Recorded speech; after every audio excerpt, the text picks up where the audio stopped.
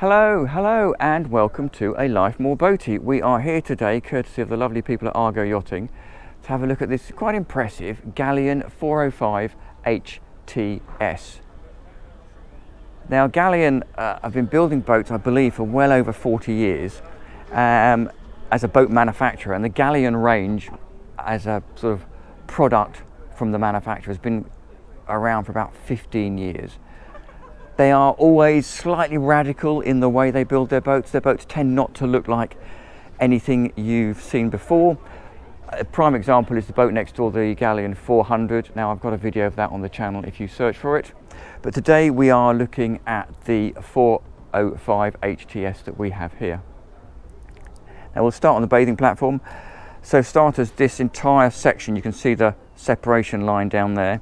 This entire bathing platform is high-low. So you can store a dinghy, jet ski, tender on there as you please.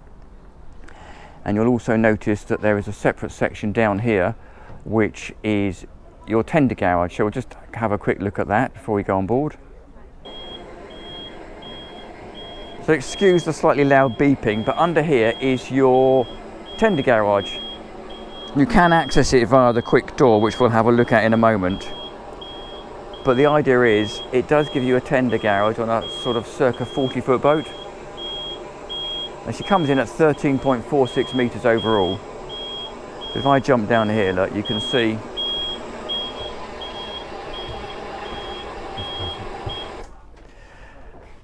So there you go, tender garage. Now obviously you would need to put in an inflatable / deflatable tender, and that would really be sort of 2.5, 2.6 metres max. But it also then gives you, as you can see here, this panel, entire panel lifts out and gives you really, really good access to the engine bay. So we'll just drop that down, then we'll carry on with the tour.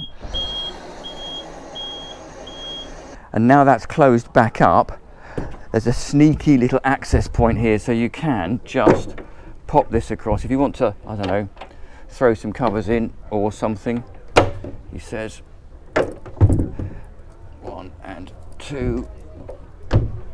No, I've got that wrong somehow. Here we go.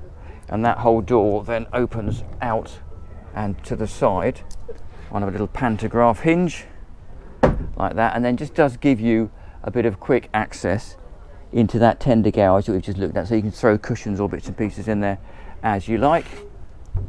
Just shut that back up for them. You'll also notice while we're at the back here that we have a little sort of extended sun lounger, and again lovely to see a grab handle. So if you're working the aft deck when the boat's going along, it's nice to have something to hang on to. You can pull this little pin out here, and then this entire sun lounger effectively folds and drops either completely flat or hinged to give you this sort of more relaxed lounging position. But that gives you sun lounger effectively from all the way up there to the back of the boat here. That table will also drop down and increase your sun lounging, or you can push this back and that then takes you back to conventional dining like we have here.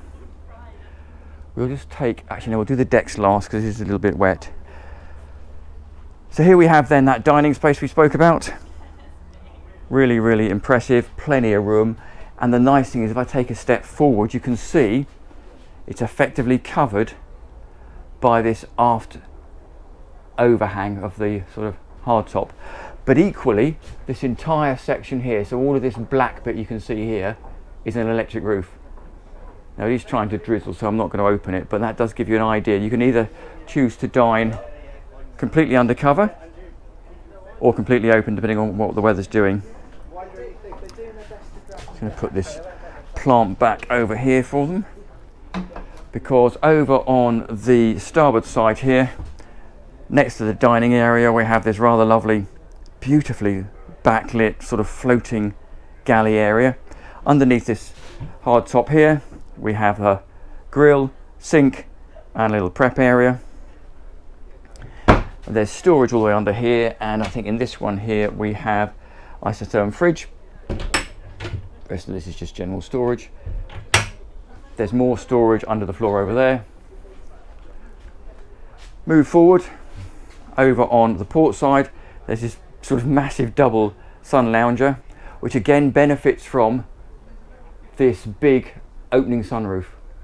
So effectively you can open this entire front sunroof section here. The only bit that's fixed is this band here, and the rest of it at the back there can open as well. So you can have this again completely open, completely closed, your choice depending on the weather. There's a bit more storage underneath the helm station seat here. Very, very nice sort of little Galeon 2-seater helm navigator seat in here. Nice glazing all the way around, and opening windows, you can see that here on both sides. Pretty standard helm station, but nicely done from Galeon's perspective. So trim tabs, Volvo Penta engine controllers there, joystick controller there as well. So this particular variant we're looking at is on Volvo Penta D4 320s, I think she is. So that's going to give you a cruise of 23 knots and a max of sort of 30, 31. Nice to see there's a bow thruster, although you could argue with a full joystick control system you don't really need it. Lovely selection of solenoid switches, the Volvo Penta engine display, autopilot, nice Raymarine controller there, and then effectively switches for the roof. So I think if I do this and that, there you go, you can see that electric sunroof opening itself up. So I'm not going to open it all the way because it looks like it's going to rain, but it just gives you an idea of how quick and easy it is to convert this open boat to a closed boat, and without having to have all the faff of covers. So that's the helm station. Or just quickly while we're here, there is a little drop down section here, so you can pull this pin out here, fold that section down, and that just raises the floor height, giving you the ability to stand up and then see over the top of the hardtop. But to be fair, your standard position is incredibly good visibility because of that single piece windscreen. There is a slightly thick mullion over here, which does kill a little bit of the visibility, but it is quite a decent hardtop, so it does take a fair bit of support. If I take a step back, you'll notice the entire fore section here in front of the binnacle is glass, which means it's very, very light and bright down below deck, which is where we'll head next. Through this sliding door, down these 3 steps, drops you into this rather lovely cabin area. So I'm going to just park myself in the corner here to give you an idea of the size of that dinette. Now there's storage all the way underneath that. Again, you can now see that glazing doing its thing. And again, if I lean back a little bit, you can see that glass above us. And they all come with sun blinds, so you can close that off if you want to. TV over there, storage across all of this cabinetry over here, with the exception of the end one here, which is really neat. It's got a light switch, so notice this panel is dark. As soon as I go to open the door, it throws the light switches on so you can see what's going on in there. And you've got all your trips, TV remote, Fusion stereo, and then the generator controller in there as well. If I close that down, all the lights go off, really neat. And they've got beautiful finish in here. So we've got diamond stitched leather seating, there's wood inserts, and you probably can't see this, but this is effectively velour or suede, fake suede, Alcantara. So if I then spin myself around, we then get a view of the galley, and again, same sort of thing, Alcantara, wood, painted surfaces, glass across the top here, lovely marble effect worktop, beautiful tap, very, very, very highly polished chrome stainless sink. And then twin burner hob there, storage underneath here in all these cupboards, again benefiting from that glazing. And then over here we have a very nice isotherm fridge, I would say domestic size easily, and then nice freezer below. But yeah, really, really nice area. A little bit of access to things like a tankage down there.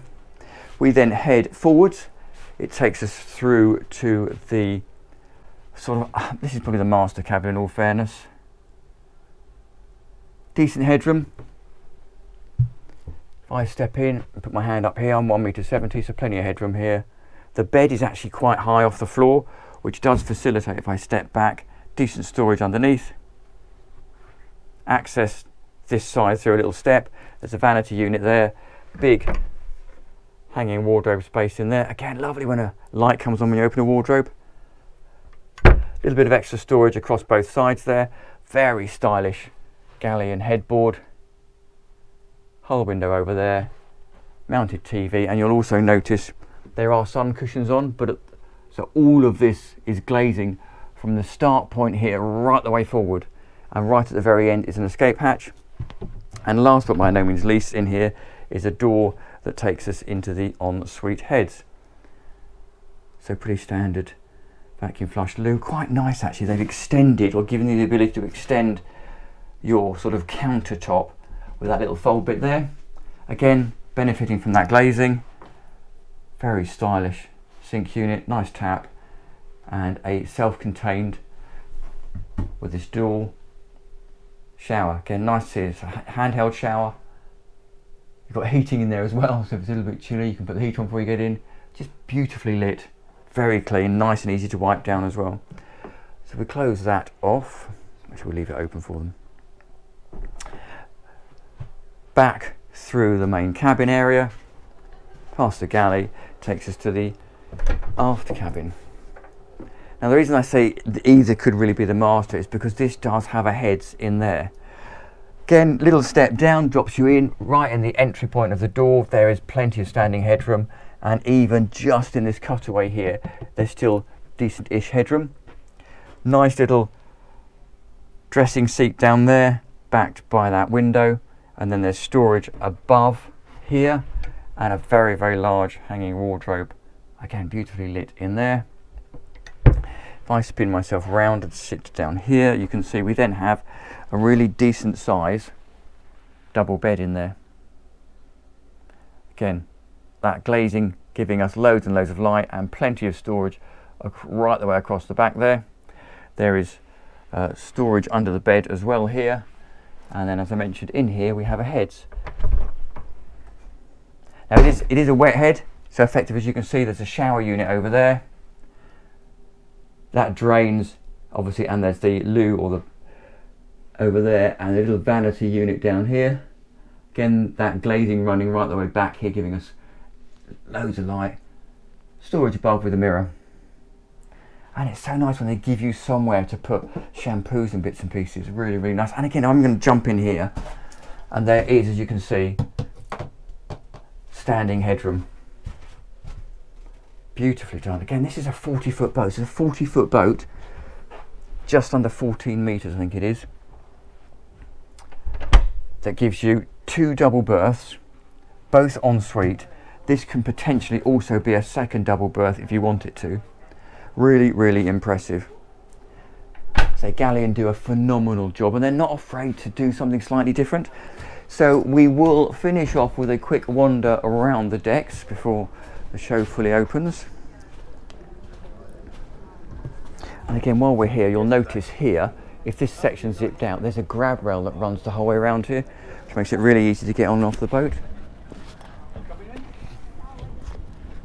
And now we're up here, you can see that big folding sunroof, and that forward sunroof that we quickly opened before it rained. Side windows here, nice side decks, actually really nice side decks, and the superstructure cuts in a bit. Another grab rail up here for you. If we continue to move forward, you can see those big sun loungers, and you can also imagine that center section there that's covering up that deck glazing down below. Forward anchor locker. This is going to be pretty much as you would expect. Anchor chain, anchor winch, nice delta anchor, and a very nice open pulpit there. So yeah, there you go, really impressive boat. So we shall say thank you very much to the guys and girls at Argo Yachting for letting us have a look around. That's really purposeful wipers. I'll say to you as viewers, do please like and subscribe. It makes a massive difference to us on the channel. It's really good for the Google, YouTube algorithm. And again, hope you've enjoyed the tour.